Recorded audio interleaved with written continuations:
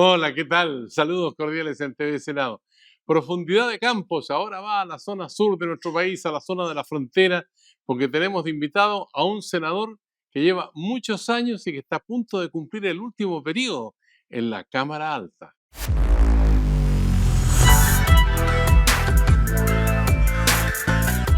Senador José Gilberto García Ruminot, militante de Renovación Nacional, contador auditor, temuquense, tiene 68 años, parlamentario desde 1990, 3 veces diputado, 3 veces senador. Será senador en la Cámara Alta hasta el 2026.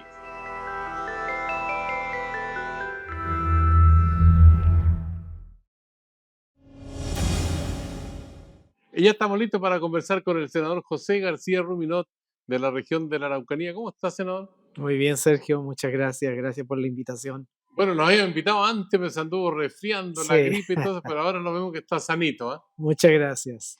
Oye, el trabajo para usted es bien intenso, está en la Comisión de Educación, estoy viendo, integra la Comisión de Hacienda también, en presupuesto integra la subcomisión y la especial mixta mayor. O sea, ¿y a qué hora duerme? Bueno, es que en realidad el trabajo del presupuesto, que es un trabajo bien intenso, pero yo diría que se concentra en los meses de octubre y noviembre, que es cuando tenemos que analizar, discutir y despachar el proyecto de ley de presupuesto para el año siguiente. Pero como comisiones permanentes durante todo el año, educación y hacienda. ¿A usted le queda el último periodo en el Congreso? Sí, me quedan los 2 últimos años. ¿Tiene pensado en escribir las memorias, dedicarse a pescar, a viajar, a qué? He pensado más de alguna vez, más que escribir memoria, poder relatar lo que han sido los años acá. Me encantaría hacerlo, ojalá lo pueda hacer, porque yo creo que hay muchas anécdotas, hay muchos episodios, hay mucho de historia en todo lo que nos ha tocado vivir durante todos estos años. Estoy desde el año 90 en el Congreso, entonces naturalmente que son muchas situaciones especiales en las que hemos marcado la historia del país. Ya, pues, va a terminar el Congreso y también tiene la posibilidad de jubilar, ¿o no? Voy a tener 70 años al momento de completar mi periodo parlamentario. Ya, ¿y se va a pensionar o ya está pensionado ya? No, no estoy pensionado, no estoy pensionado. Ya.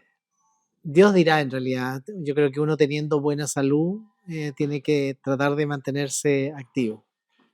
Ahora, me imagino que todos estos planes que estamos conversando aquí también se hablan en familia o no se ha conversado nada de esto todavía.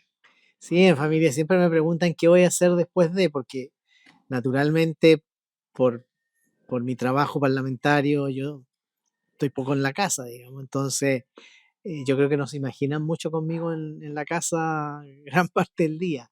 Eh, pero yo creo que además uno tiene que encontrar actividades y tiene que encontrar cómo seguir mentalmente muy activo, también físicamente muy activo.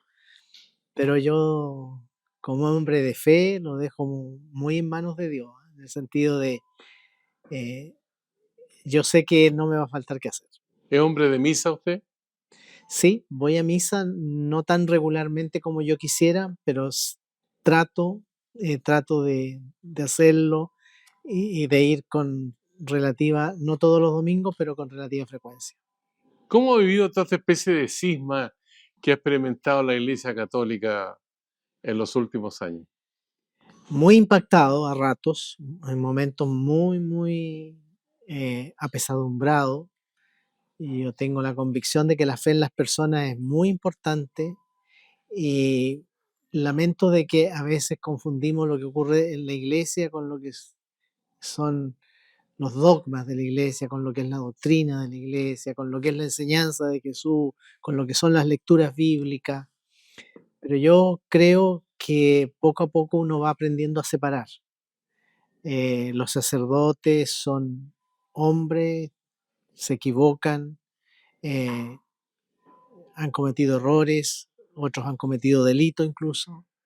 Cuando uno revisa la historia de la iglesia también esto lamentablemente ha ocurrido eh, por, por muchos siglos. Espero que la iglesia también vaya aprendiendo de sus propios errores y se dé cuenta de que su valor está en predicar la palabra de Jesús y en ser lo más apegados posible a ella. Eh, yo creo que la fe es muy importante, el tener una doctrina que seguir, el tener una palabra que seguir, eh, ayuda mucho a que las sociedades tengan un mejor desenvolvimiento y que los seres humanos también tengamos un mejor desempeño en nuestra vida. Ahora, usted representa una zona donde la fe tiene dos caras. Por una parte está, ¿no es cierto?, aquella fe que trajo el conquistador y la fe propia del pueblo originario, en este caso el pueblo mapuche. ¿Usted ve contradicciones, afinidades? ¿Qué reflexión ha hecho al respecto? A mí me impresiona cómo se han integrado. Eh, conozco muchos dirigentes, muchas familias mapuche que son evangélicas y que son muy apegadas a esa iglesia. Conozco otros tantos que son católicos y también muy cercanos a la iglesia católica, que son ellos los que tienen las comunidades católicas, en fin. Y siento que no hay mayor conflicto. Yo creo que esto de encomendarse a un ser superior, de entender de que la vida proviene de allá, de que tenemos muchas situaciones que para nosotros como seres humanos son inexplicables y que la explicación está en Dios, está en ese ser superior y en Jesús como Hijo de Dios, para los que somos cristianos. Yo diría que en general lo que yo percibo en la Araucanía es que han logrado convivir muy bien. ¿Y cómo se entiende toda esta situación de focos de rebeldía que hay en la Araucanía, una situación que muchos hablan que hay que renovar la idea de la pacificación, incluso en la Araucanía, que fue algo muy terrible con Cornelio Saavedra, que fue, en realidad, se diezmó a una parte importante de la población. Eh, ¿Se necesita mano dura para restituir la tranquilidad en la zona, no? La inmensa mayoría del pueblo mapuche es gente de paz, de orden, de progreso, de bienestar. Al igual que la inmensa mayoría de nuestros compatriotas a lo largo y ancho del país se sacan la mugre para sacar adelante a su familia, esa es la inmensa mayoría del pueblo mapuche. Rechazan la violencia categóricamente. Entonces, eh, yo no veo ahí que haya ninguna situación de conflicto respecto ni de la iglesia, ni respecto del orden público. Si la gente lo que quiere es progresar, es avanzar, que los problemas no se acumulen. eh, ¿Qué creo yo que hay? En general en nuestra sociedad, ausencia de Dios. Ausencia de Dios. Y cuando uno tiene conciencia de que tiene que rendirle cuenta a un ser superior, eh, cómo aprovechamos los talentos que Él nos dio, cómo ha sido nuestro comportamiento en la vida, cambia la perspectiva. Uno tiende a hacer las cosas de manera correcta, pero esa ausencia de Dios nos lleva a tomar caminos equivocados. Y yo creo que, claro, tenemos personas que han optado por la violencia, que han optado por el terrorismo, que producen un enorme daño. En las horas previas de esta entrevista, entra Guillén, quemaron una posta, quemaron un colegio, quemaron la escuela, quemaron los vehículos de profesores, quemaron la ambulancia que tendía a la posta. Entonces uno dice, bueno, ¿y eso a quién beneficia? A nadie. ¿A quién perjudica? A las propias personas de la comunidad. Entonces, no, todo esto es demencial y todo esto es de personas que lamentablemente se han llenado de odio y están muy lejos de Dios. Entonces yo creo realmente que eh, es muy importante que las personas observen sus comportamientos, se den cuenta que están equivocados, que depongan esas actitudes ¿Usted cree violentas. que esta comisión que se formó con el senador Huenchumilla, el ex ministro Moreno durante la administración del presidente Piñera, va a llegar a puerto? Sinceramente espero que sí. Entiendo que hay muchas dudas, entiendo que hay mucho escepticismo, pero qué bueno sería que llegaran a puerto qué bueno sería que pudieran determinar cómo le vamos a cumplir a las comunidades indígenas que hoy día tienen lo que se llama aplicabilidad, es decir, que el Estado les ha reconocido de que hay una deuda, que hay un desmedro respecto de sus tierras que fueron en su momento debidamente certificadas por los títulos de merced, eh, que modifiquemos la ley indígena para que, entre otras cosas, hagamos realidad aspiraciones bien profundas del pueblo mapuche, como por ejemplo títulos individuales de dominio. Ya no quieren títulos colectivos por todos los problemas Claro. hereditarios que eso significa. Pero también porque dicen, bueno, ¿hasta cuándo vamos a estar? Mire, si, las personas afortunadamente tienen sentido común. Se dan cuenta de que esto de reclamar eh, tierras, la tierra es finita, no es infinita. Entonces, si efectivamente yo tengo desmedro de tierras y el Estado me va a pagar ese desmedro en dinero, bienvenido sea. Ahora, la entidad de Porque Noruega que intervino en la zona, entregó un informe, eh, ¿aporta algo? ¿Es necesario estado de sitio en la Araucanía? nosotros hoy día estamos con un estado de excepción constitucional de emergencia. Van como 30, ¿no? Como, creo que la próxima semana vamos a votar el número 29. Pero yo creo que, ¿qué permite el estado de excepción constitucional de emergencia? Permite sumar las fuerzas de Carabineros de Chile, de la Policía de Investigaciones, con Fuerzas Armadas, particularmente Ejército y Armada. Permite multiplicar los controles, permite mayor presencia en las carreteras, mayor presencia en lo que llamamos hoy día infraestructura crítica. Yo soy partidario de que el estado de excepción constitucional, mientras en la Araucanía operen grupos que usan armas de guerra y que las disparan y que matan gente y que hieren a la gente, mientras tengamos esos grupos, mientras el Estado de Derecho no sea capaz de identificarlos, detenerlos, ponerlo a disposición de los tribunales, es imprescindible contar con el estado de excepción constitucional de emergencia. Estado de sitio.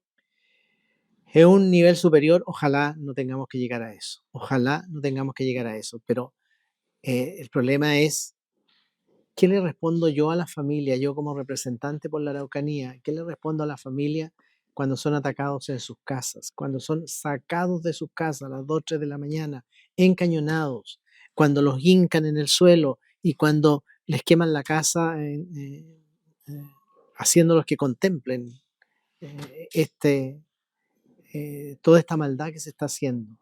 Yo entiendo el dolor, entiendo la frustración, entiendo la impotencia que sienten esas familias de ver cómo les destruyen años de trabajo, les destruyen la historia familiar, que muchas veces no se encuentra nunca quiénes son los responsables de ello, pero naturalmente también como parlamentarios tenemos una tarea de contención y yo espero que no tengamos que llegar al estado de sitio, pero sí que el estado de excepción constitucional de emergencia sea efectivo y permita realmente controlar la situación, porque hay días en que, créame, cuando tenemos 4 o 5 atentados en distintos lugares, uno dice, bueno, ¿qué va a ocurrir ahora?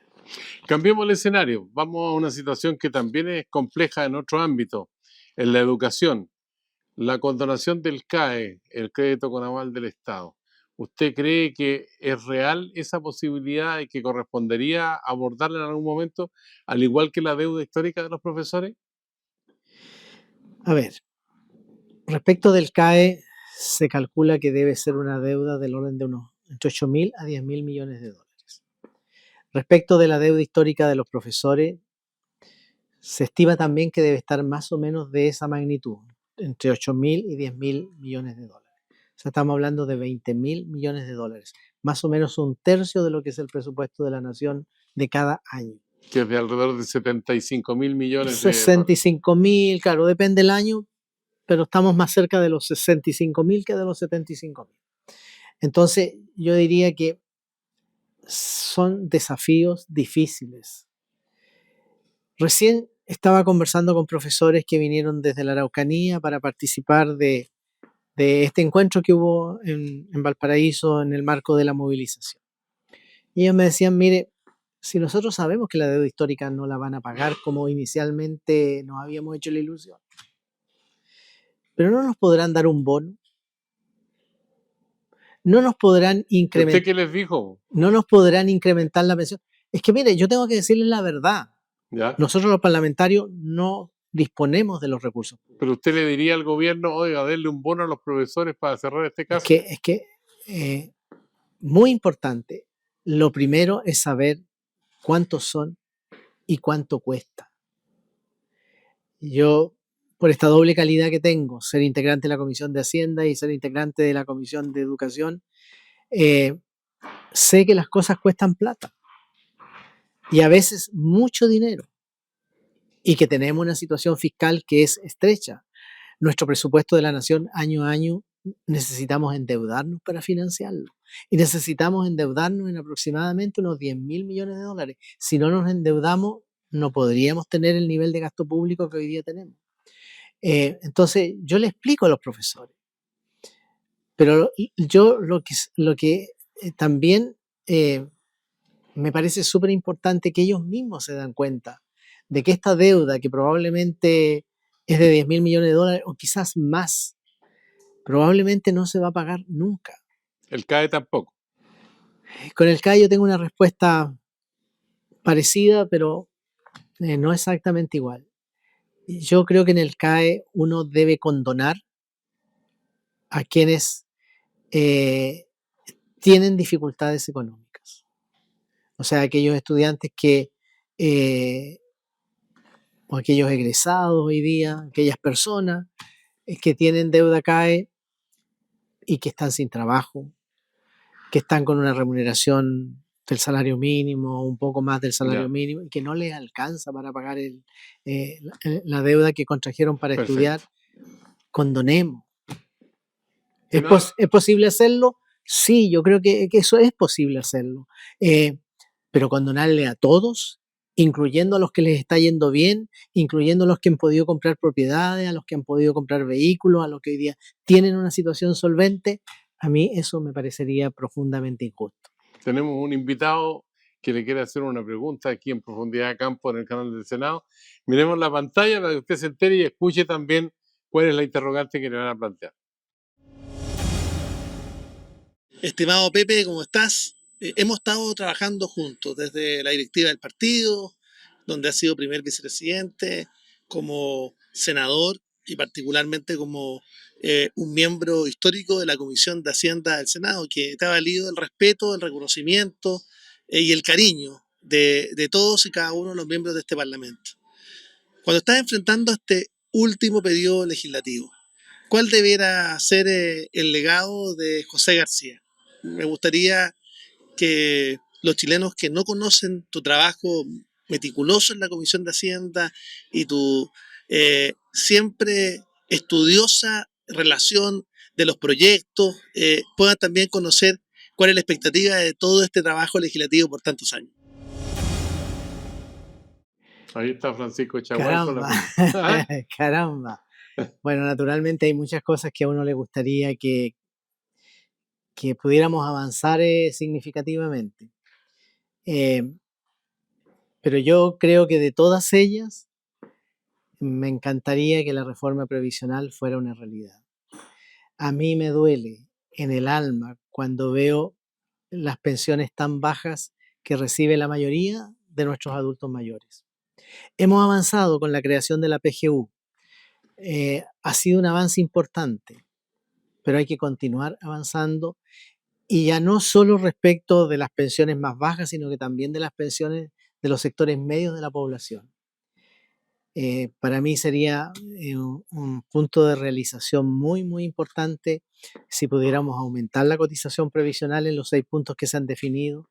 Ojalá la mayor parte de esa mayor cotización vaya a las cuentas individuales para asegurar mejores pensiones a los actuales trabajadores, para que cuando el día de mañana ellos se pensionen no les ocurra lo mismo que les sucede a los adultos mayores de hoy. Me encantaría de que tengamos un sistema que sea más robusto, que sea más tranquilizador y que sea una justa recompensa a los 35, a los 40, a los 45, a los 50 años de trabajo, que es normalmente la vida laboral de toda trabajadora y de todo trabajador chileno. senador José García Ruminot. Vamos a hacer una pausa porque tenemos más aquí en Profundidad de Campos en el canal del Senado. Ya volvemos con usted.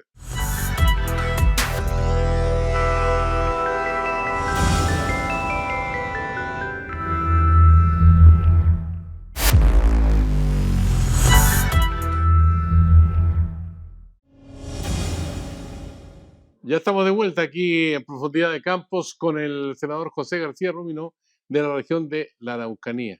Usted va a egresar igual que el senador Coloma del Senado, ¿no? Sí, entramos ¿Tienen pensado hacer algo en conjunto, un emprendimiento, por ejemplo, no?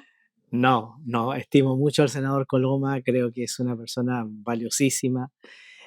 Ahora que es presidente del Senado, yo lo veo como, independiente de esas altas responsabilidades, igual participa activamente en la Comisión de Hacienda, se compromete con los proyectos, trabaja, ve las indicaciones.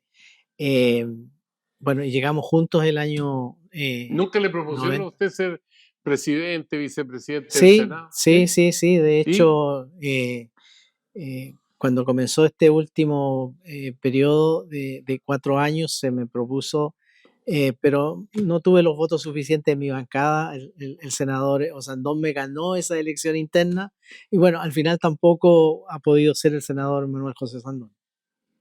Ya, y ningún emprendimiento por delante entre los dos que hayan No, conversado, ¿no? no, eso no creo, eso no creo. Ya.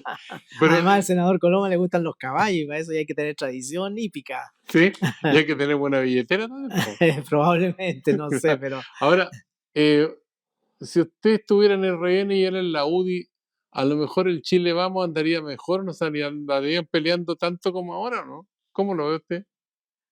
eh, a ver, yo creo que son dos partidos que se complementan, dos partidos que tienen que llevarse bien, que tienen que tener sentido de misión, tienen que tener sentido de responsabilidad respecto del país, no respecto del destino de cada una de nuestras colectividades, respecto del destino del país. Cuando somos gobierno, ser el mejor gobierno, cuando somos oposición, ser también la mejor oposición. Eh, yo en ese sentido, y por eso mi cariño, mi admiración al senador Coloma, porque siempre, siempre lo he visto trabajando con ese sentido de país, con esa visión de país, de querer construir un mejor destino para todos. Oye, hay miedo por los republicanos que vienen por los paros, ¿sabes? Y la UDI de repente se siente amenazada, ¿no? ¿No ve usted? Yo creo que Republicanos ha sabido interpretar un momento muy, muy especial de nuestra actualidad y por supuesto un momento de nuestra historia. La situación de inseguridad que se vive en el país, la violencia, la delincuencia, eh, esto que maten a carabineros, eh, ha hecho que la ciudadanía tenga también posiciones eh, mucho más firmes. O sea, la gente dice, no queremos más violencia, no queremos más delincuencia. ¿Cómo es posible que el Estado, en su primera obligación, que es brindarnos protecciones, brindarnos seguridad, no sea capaz de cumplir con una misión tan fundamental, contemplada además en nuestro ordenamiento constitucional?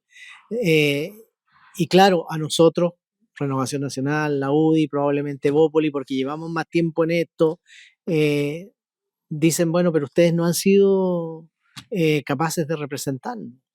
Entonces, yo creo que Republicanos ha sabido llenar ese vacío. Y naturalmente, todo esto es cambiante. Yo tengo plena conciencia de lo que Renovación Nacional ha hecho, de los acuerdos que ha firmado a lo largo de estos 30 y tantos años de retorno a la democracia. Creo que ha sido muy valioso lo que hemos hecho. Y naturalmente tenemos desafíos nuevos y yo estoy seguro que vamos a volver a contar con la confianza mayoritaria de la ciudadanía. Oye, hablando de la Araucanía, me quedé pensando de que vamos a conversar con el senador García Rubino para preguntarle sobre la situación del empleo, porque la última encuesta que da cuenta precisamente de la caída de 1%, pero en la Araucanía persiste como una de las zonas de mayor pobreza, hay bolsones de extrema pobreza también. Entonces, ¿cómo se sale de ahí, desde esa ubicación que significa sufrimiento, dolor, angustia para muchas familias? Es bien curioso, nosotros estamos como un punto abajo del desempleo, o sea, si el desempleo nacional es 9, nosotros estamos en 8. ¿Por qué? Porque como tenemos muchos pequeños agricultores que son personas en definitiva que desarrollan su actividad económica por cuenta propia y que con lluvia, con sol, con frío, con calor, igual salen a producir la tierra, igual siembran, igual cosechan, en fin. Entonces yo creo que eso hace de que nuestra actividad, particularmente laboral, esté menos afectada con las cifras nacionales. Eh, en esta última encuesta CACEM que hemos conocido recién en estos días, también la región muestra un avance importante en disminución de la pobreza extrema, en disminución de la pobreza. Es decir, que cuando uno es persistente en las políticas, creo que es posible tener resultados. Y algo muy importante, yo creo que en la medida que seamos capaces de nuevamente lograr que haya desarrollo económico, para mí el desarrollo económico es fundamental. Sin eso, el Estado no tiene ingresos suficientes para poder financiar mayores programas sociales y para poder financiar mayor bienestar en la población. ¿Usted cree que el país no está en condiciones de fijar impuestos, por ejemplo, a las fortunas mayores, al 1% más rico o al 3%? La experiencia internacional de eso, y lo hemos estudiado harto porque estuvo contemplado en el proyecto de reforma tributaria que llegó, que presentó el gobierno y que fue finalmente rechazado en la Cámara de Diputados. Los países que han implementado ese tipo de políticas al final han tenido que retroceder, han tenido que eliminarla. Porque hoy día los capitales son, un día están, otro día no están. Entonces, eso nos genera más riqueza. Lo que nosotros tenemos que hacer es generar más riqueza. Esa riqueza genera más desarrollo, el desarrollo bien distribuido, el desarrollo que además consigue que tengamos cada día más empleo, mejores remuneraciones. Eso produce desarrollo, eso produce el progreso de los pueblos, eso produce mayor bienestar en la población. Vamos a un ping-pong ahora. Yo Muy le bien. planteo un nombre, un concepto, y usted me da una idea para representar eso, o una crítica, si prefiere. Francisco Chaguán. Nos sentamos juntos aquí en la sala del Senado. Ya. Trabajador incansable, trabajador incansable. Francisco tiene muchas virtudes y tiene un defecto. Y el defecto es que él no sabe decir que no. Siempre dice que sí. Y eso en política no siempre es bueno. Y creo que también saber poner límites, saber decir que no, muchas veces más que un defecto, debe ser también una virtud. Renovación Nacional. Una colectividad que ya tiene 36 años y que yo espero que sepa interpretar a grandes mayorías nacionales, que sepa además llevarse bien con nuestros socios, que fortalezcamos Chile Vamos y que seamos cada día más influyentes en el devenir de nuestro país. Republicanos. Un partido con el que nos tenemos que llevar bien, un partido con el que probablemente vamos a construir alianzas electorales en el futuro. Creo que tenemos que respetarnos en nuestras diferencias, pero también tenemos muchos puntos en común y esos puntos en común tenemos que fortalecer. Sebastián Piñera. Yo tengo mucho cariño por el presidente Sebastián Piñera. Creo que sus dos gobiernos han sido muy positivos, muy constructivos para Chile. Una persona realmente muy dinámica, muy trabajadora, muy estudioso. Creo que hasta aquí la opinión pública no ha hecho toda la justicia que debemos con el presidente Piñera. Gualmapu.